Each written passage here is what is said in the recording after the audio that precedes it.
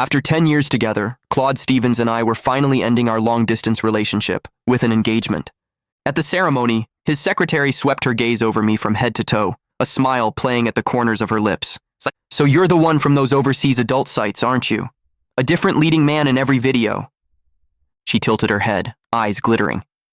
"This is our first time meeting in person, but I have to say, your figure looks awfully familiar." I lifted my gaze, my voice cutting through the murmur of the crowd. "Are you certain that's where you've seen me?" The secretary flinched as if I'd slapped her, shrinking behind Claude with wide, wounded eyes. "I'm so sorry.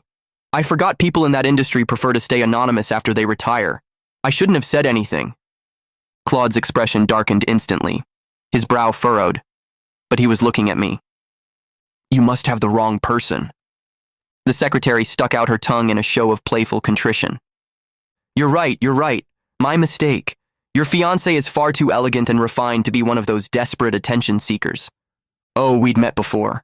I remembered her vividly, back when she'd been entertaining clients at a certain establishment overseas. A workplace injury had landed her in my hospital. I was the one who'd stitched her up. I wondered if she'd been taking the HIV medication I'd prescribed. Claude and I were the guests of honor tonight. Every eye in the room was fixed on us. The moment Emma Pruitt finished speaking, the entire banquet hall went silent. Guests exchanged knowing glances, their lips pressed together in barely concealed smirks, words hovering unspoken.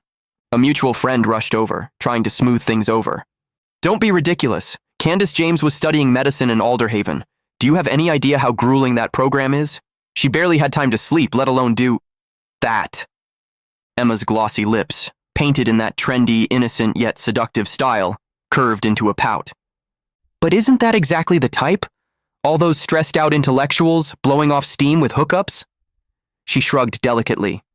"Besides, Mr. Stevens is doing so well now, and Candace's family doesn't have money. Can you blame a girl for wanting to earn her dowry lying down?" I set my champagne flute on the table with a sharp crack, closing the distance between us.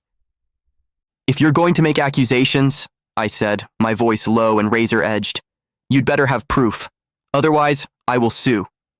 Emma's hand flew to her mouth, her neck shrinking into her shoulders like a turtle retreating into its shell. "Girls support girls, right? Fine. I'll stop." Claude stepped between us, gripping my arm hard enough to bruise as he pulled me back. He positioned himself in front of Emma, shielding her.